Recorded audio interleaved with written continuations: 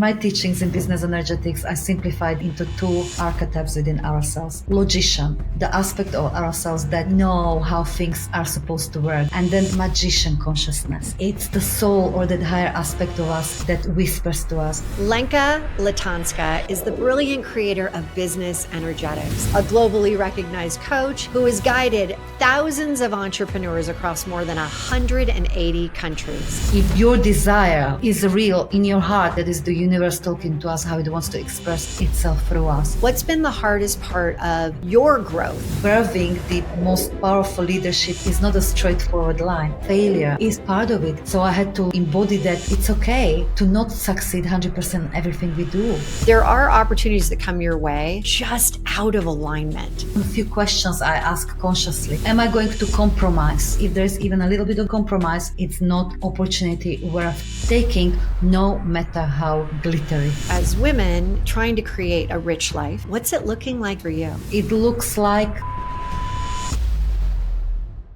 You know what? I would like you, first and foremost, to just, I want to say, so happy that you are here right now on the show. And Lenka, your relaunch journey has been truly incredible. So yes, let's go there. Let's talk about it and let's talk all about you. Oh, Hilary, such huge honor to be here. And let's bring it. Let's give our gorgeous listeners. Let's do this. So I want to talk about the breakdown before the breakthrough. Yes. Right? You have. I mentioned it in the intro. You've built this incredible global business.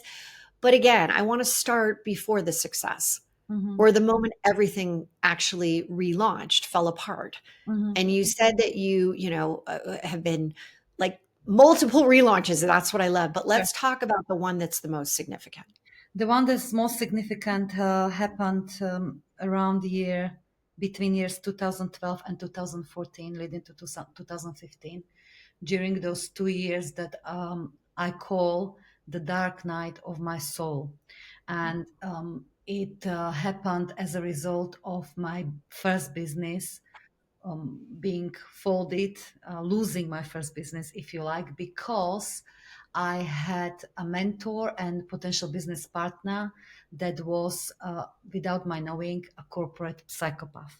So he wanted to genuinely destroy me, in his own words, in his own genuine words, to destroy me, and he almost did. So those 2 years that followed were my relaunch, painful relaunch, were my hardest period, and a birth of everything that I love and I'm deeply grateful today.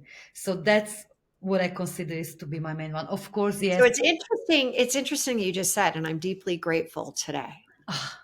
Tell us, because this, I want people to hear this so loud and clearly. I too had, I had a board member who took it down, and he didn't say he wanted to destroy me. He said, I'm going to take everything away from you.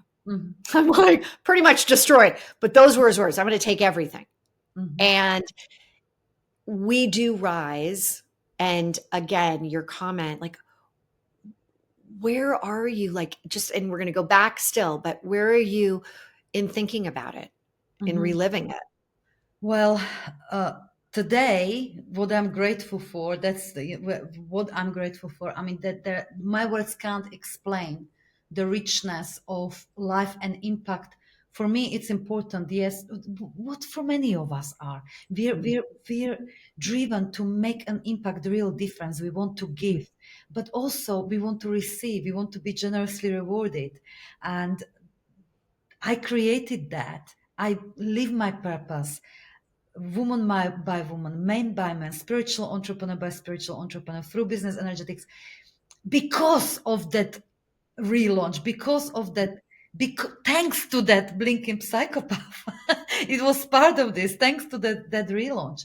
So yes, it was horrendous, but I absolutely know that everything that happens in our life, we self-manifest, and it happens for a reason. Something that we can learn from, going to past, it's a feedback, what I can learn from it. And it happens for a purpose. And for me, that it's preparing us to live our greatest lives. It's preparing us to be the most powerful leaders. So So your journey began in Slovakia. yes, And at 19, you decided, I'm going to pack my bags, and you moved to the UK. And I remember you saying you worked at McDonald's. yes, That's a world away from where you are right now, right? This multi 7-figure company that you've created. There was a time where you were literally, I mean, down to what, 7 pounds? yes. How were you able, what gave you that internal strength? Initially, running away from pain. I have to be honest. When I was living still a teenager in Slovakia and then young adult going into 18, 19, I was rebelling inside. I was rebelling against the um, tradition. Mm, I come from very traditional family, from very religious background, and my path was set. I'm going to study banking and finance. I was supposed to start university studying banking and finance. I graduated with A levels in banking and finance, and I was unhappy inside because I mm. knew I'll never be happy with working with systems and money. I wanted to work with people, and mm, I developed the eating disorder. I was deeply unhappy. So yes, it sounds great. Immigrant. I ran away at age of 19, or I came to England because naively I learned in English lessons that in London is the city where the dreams come true. It's a very cosmopolitan city. And I thought, yes, that's great because I want to change the world. I didn't know how, but I wanted to feel I have a sense of purpose. I wanted to work with people. So I literally ran away. Opportunity came up. You can be an au pair. Um, I ran away with 30 pounds. I came to London. I was au pair for the whole 3 weeks. A terrible au pair, I must say. So the You know what? I had an au pair time too, and I was just awful. That is so funny. Terrible. poor lady. Terrible. At that time, I didn't even like kids. I was like, what the heck am I doing? And then the kids got lice. Do you even know what lice is? And I came home and my mom said, what are you doing? You cannot bring that into the house. I'm like, oh my God, that was my final day of working as a nanny. Yes. And likewise, so yes, initially it was that Yeah. running away from that pain, Yeah. not fulfilling my purpose. Mm. And um, I was running away from myself partially. But So I you're brought so, myself to but England. here's the thing. You're scared, you're uncertain, you don't know what's to come. You go back to being that girl.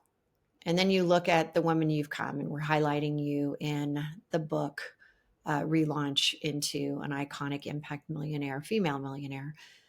And how really were you able to make that change from where you had grown up, what you had in your pocket, to kind of take in, you just had a bad experience with, your partner. What did you do? How did you lean into you? Mhm. There was one key moment that, or actually couple of really key moments that helped me to truly relaunch and rebirth. Mm, The first one was when I was driving home from what felt like number million and one networking events where I was speaking for free on stage, it was at the time when I was trying to rebuild my business after I lost it to a psychopath. So I worked extremely hard at the time, extremely hard, mm, 15 hours, 18 hours. My marriage was in crisis because I was so focused on rebuilding my business and I was doing it with what I call now buy me consciousness. I must, I'm determined to make it happen. I will make it happen. I did it once. I must do it again. And so for what felt like millionth and first mm. time again, I was talking on a stage, uh, seemingly confident speaker and coach, and was saying how I can help you with XYZ. And following the talk, there were many entrepreneurs saying, "That was fantastic talk. Thank you so much. You're so inspiring, Lenka." And that's it. I drove home, no new clients. I was still broke, still struggled to pay the bills. And I broke down in the car as I was driving home. Mask fell off. No longer I was driving as successful, and I can help you with anything pretty much. I was crying my eyes out, asking God, asking universe, tell me, what does it actually take to make this work? I have this huge desire and huge pain, because pain is I'm not living my purpose, and desire is I just want to be rewarded by my work. I want to have clients. I want to have enough money to take my kids for holidays. What does it actually take? And that maybe I'm not good enough. Maybe if it was meant to happen, it would happen by now. Maybe there's genuinely something wrong with me, because there's nobody else that works as hard as me.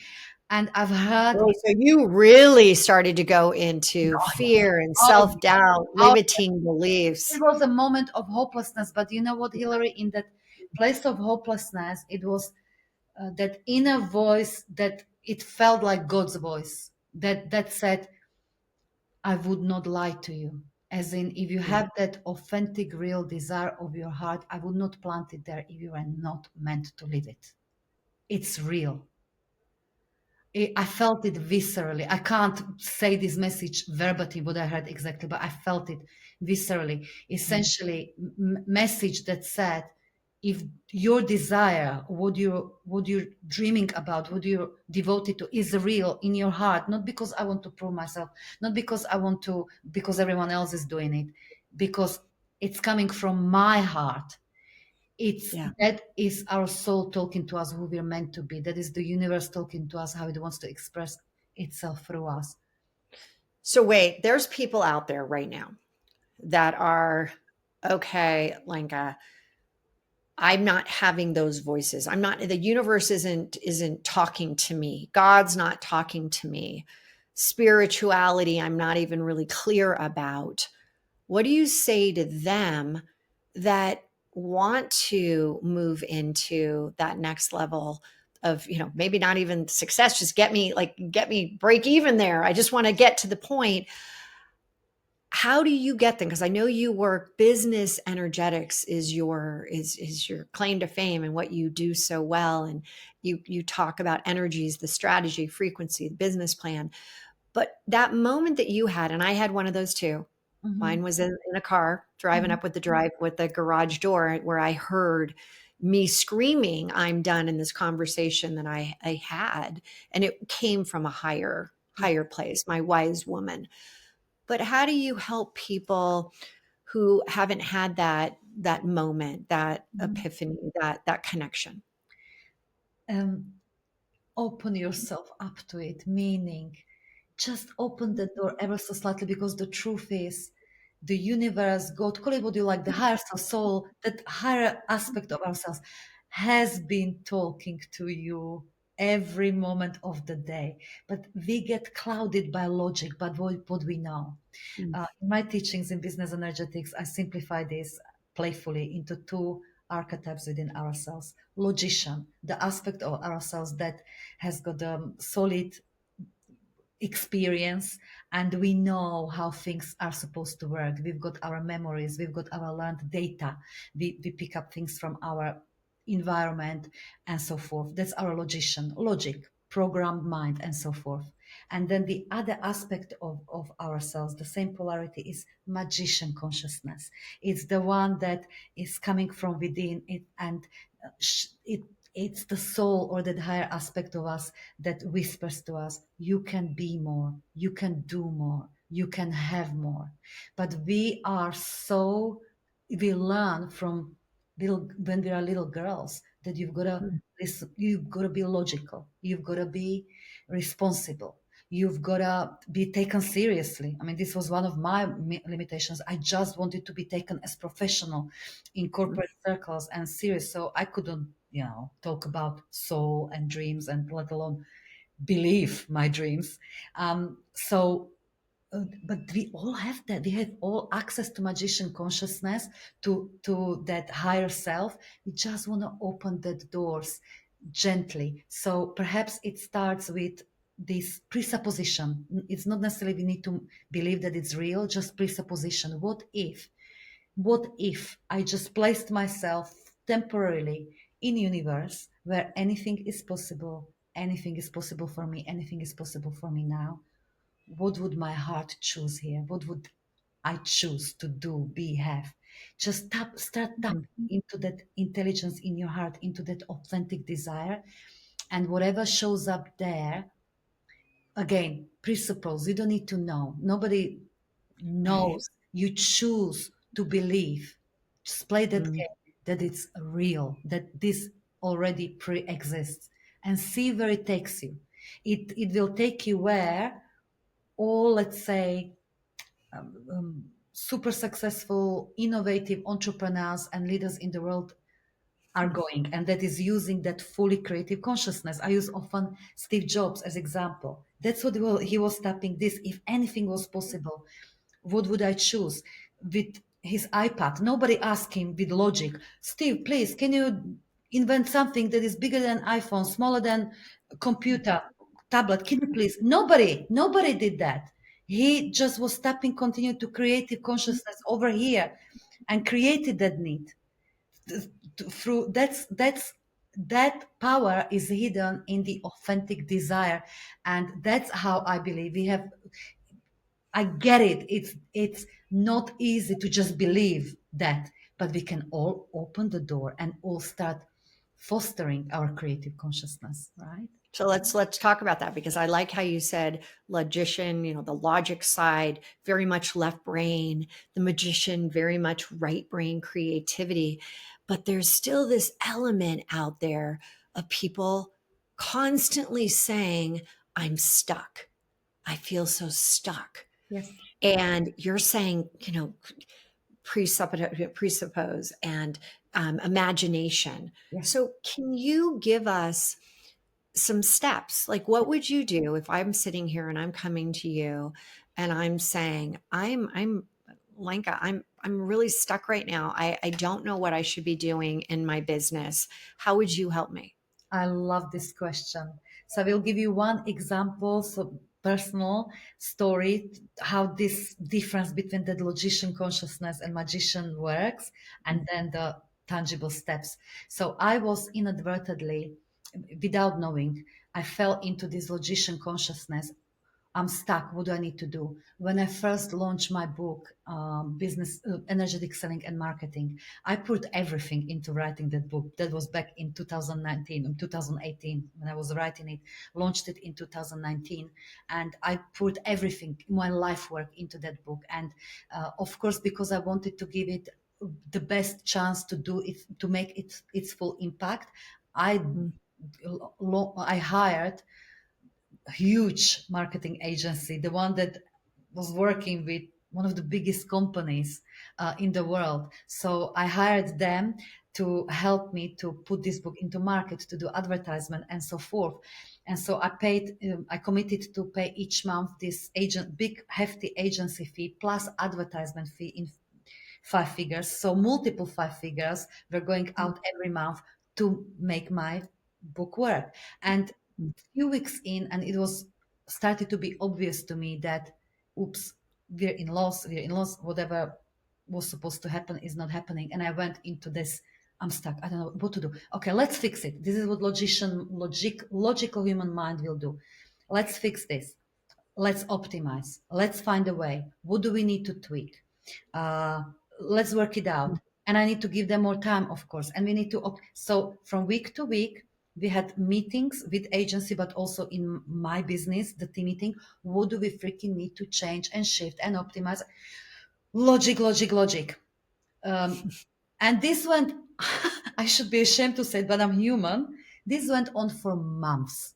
So I don't know how many tens of thousands later, during those one of the weekly meetings when we are optimizing and still book funnel and this is not working, I woke up and asked, oh my goodness, I I'm doing exactly what I teach my clients not to do, and that is running my business and trying to solve the problem with this logician consciousness. It's not, we can never find solution from the place unconsciousness where the problem was created. I think Einstein said something like that. You did. And what you were doing was you were working harder and harder and harder, logically thinking, okay, I just got to do more, got to do more, got to do more. Yes, But you realized at that moment something deeper had to shift. exactly. So that the deeper thing was for me, I'm stopping everything and I'm going into magician consciousness, meaning for 3 solid days, not 3 whole days, but for during 3 days, I paid a lot of attention to sitting down and directing my energy to the successful outcome. What I actually want here. I want a book that is on fire, the book that is, going to hundreds of new readers every day and going to across many countries. And I just stayed in that imagination and feeling. And from there, I got within those 3 days, I've got idea, very specific idea, a specific name of a person. Reach out to this person; they will help you. And I did. Before you do that, this is really so important. Stephen Covey says, start with the end in mind. Yes. But it's also, people just start very quickly putting plans together without really looking at the vision of where they really are going. My gosh, what's the exit strategy? What are you building this business for in the first place? Then getting super clear on that, like, what does it really look like?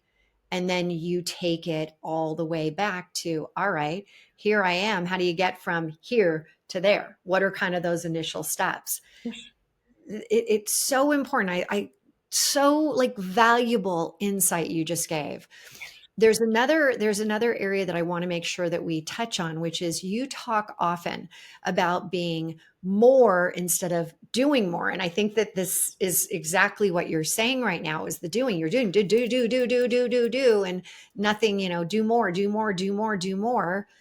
But being more is something that you talk often about. What does that mean to you? Let's just use this scenario. How did you figured out the end, Yes. and now it's like, all right, where do I go? Yes, exactly. So exactly, this is one of the core fundamentals of business energetics, is not to get rid of logic and logician consciousness altogether, but getting our soul magician consciousness, creative consciousness lead, and logic, systems, structure, strategy to support it.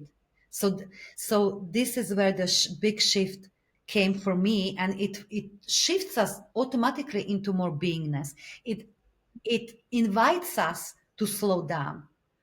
Instead of pushing and optimizing and how do we need to fix it, I went into quiet contemplation, Mm. beingness, um, being one with the energy and um, energy of successful outcome.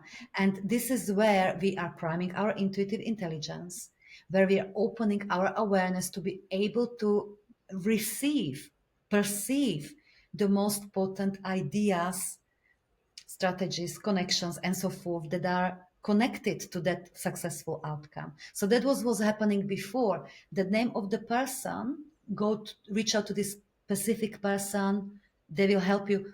The name of the person was always there, but I could not have it in my awareness, couldn't perceive it because I was so tunnel Access it. vision into fixing. So now I was in the energy of successful outcomes that drop, reach out to this person. Anyway, I did.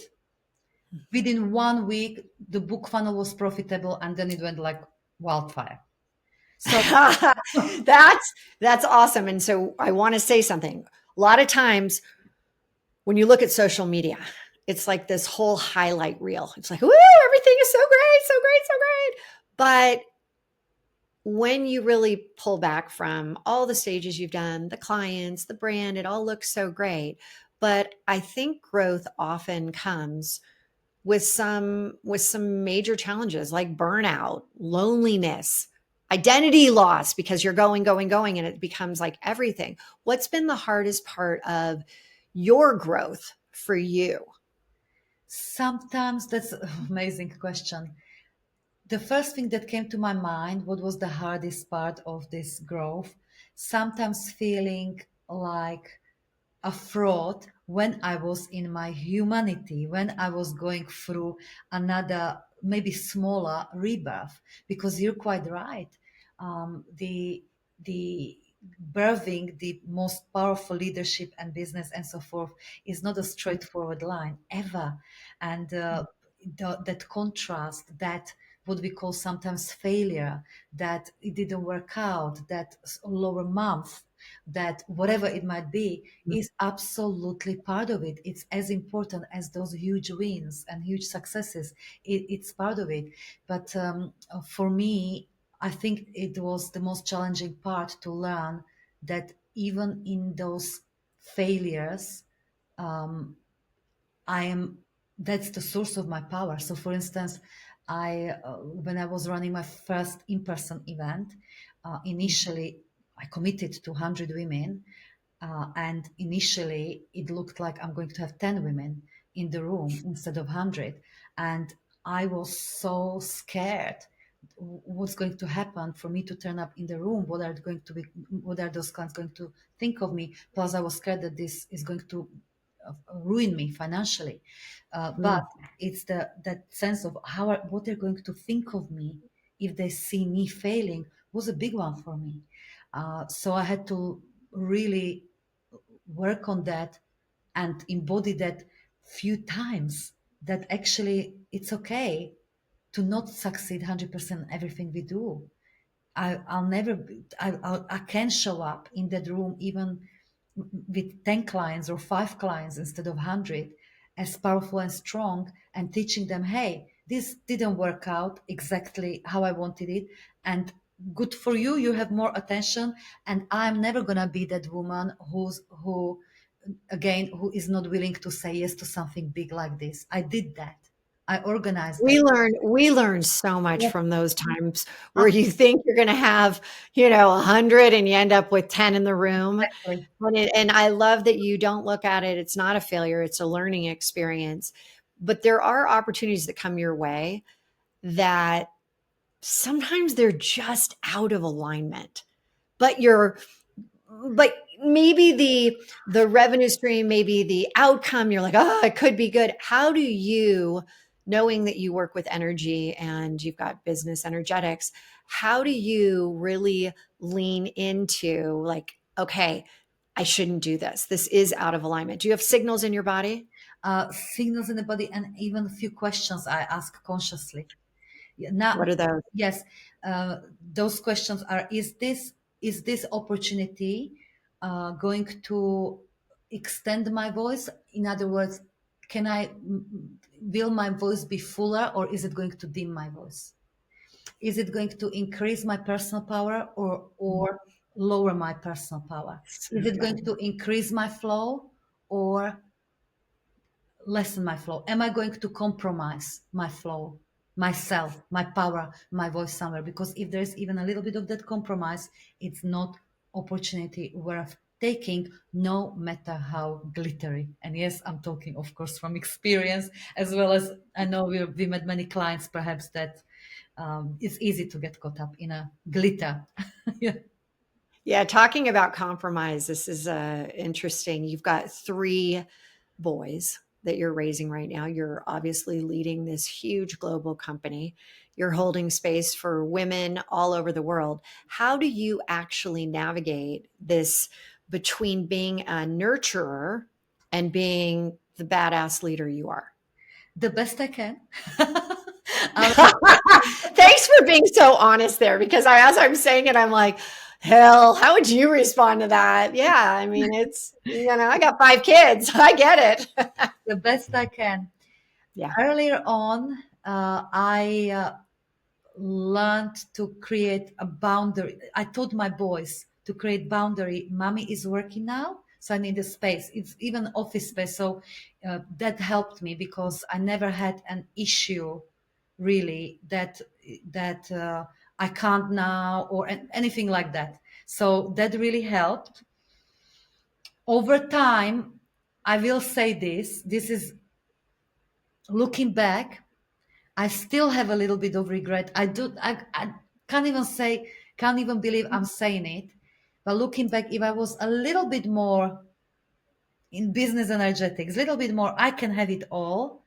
I would be more present with my kids when they were younger, Mm, um, which I'm being a lot more present now. But back then, when I was build or rebuilding this second business, right. I I almost created too much of those boundaries. Whereas now I know that it's that presence in the moment, whether it's with the business, with the client, or with our children, releasing our own inner children, or with ourselves when we are just in a bath or on the walk. It's that presence in every moment that creates, but it's difficult to understand it with logical mind. We've got to experience it. So Hmm. yes, I'm better at it than I used to be, but still I'm doing my best. So I ask for all the support that I can. I got such a fantastic support, and I keep saying myself, I allow myself to be present wherever my presence wants to be, and that's my way of running and growing my business. And Well, it's interesting because I know so many of the listeners. We're in our we're midlifers, right? And I think that many of the type A personalities who have had the success in the business, who have been, career women, we do look back on how we raised our kids. And we hear now, right? The science is coming out and there's new evidence of, when you're supposed to be really involved, that it becomes and makes such a huge impact. And we can't go back, right? We can't go back. And I look at my children and I'm like, they even as I was, growing many businesses, they still turned out great. They had, that there were definitely bumps along the way. I'd love to go back and be like, oh, should probably not have gone on that 2 week trip. I could have easily been there and, attended a few more of the events. But today we now as women, and we're looking at trying to create a rich life, hence the show, this rich life around us. We can't go back. We learn from it. You, as you said, you're like all in, you got your kids, you're doing everything for them. What does that rich life in and we define it as health, wealth, highest self, that connection to the best version of you, what's it looking like these days for you? varied, and yet there is some sameness. So practically what it looks like. So today, for instance, my kids are on the half term. So today was a little morning walk. We started with, okay, let's get ready. Actually, first let's get ready for makeup and everything, and let's talk. And I had a business call, and let's go for a walk. Let's spend some time together. And then I came back home, and I had another meeting, and I was in creation mode, and I'm here. And then I'm going back to my kids. Tomorrow I'm taking off because my kids are on a half term. So why not? We can do that.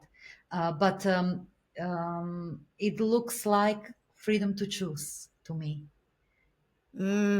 So it was my absolute pleasure to have that day that we filmed the movie around relaunch to a rich life, secrets from iconic women, and you're being featured in this. What story or truth do you hope that women hear when they see your chapter in the book or they see you on screen? Mainly that whether it's a quiet whisper or a roar of a desire in a heart, that we take it as it's something that wants to birth through me, and not just a fragment of our imagination, because I so believe in how much that desire holds. I believe it is the most powerful business strategy if you work with that.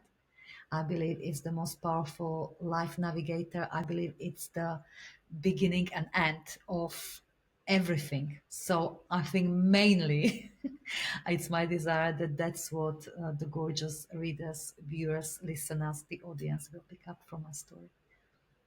Lenka, thank you, my beautiful, soulful friend, for being here, for sharing so honestly, so in such a raw capacity. I'm grateful. I'm grateful for this conversation that we had, and I look forward to hearing the comments from the listeners on how they connected and how much you helped kind of give them, as you said during our talk, the hope, right? There is so much that we can learn from our past, and we don't want to avoid it. We don't want to sit there and just put the wall up and say that was the past. You've embraced it and you've taken it into this beautiful, energetic level. So thank you so much for being here. Thank you so, so much, Hilary, and thank you, everyone. For those that are listening and saying, you know what, there were some true pearls here, please go back, re-listen, send this to others that you know need to hear it. And as we talk about, it's about relaunching into that next best version of you, that 7+ figure identity, and hearing from those that have come before you. We'll see you next week.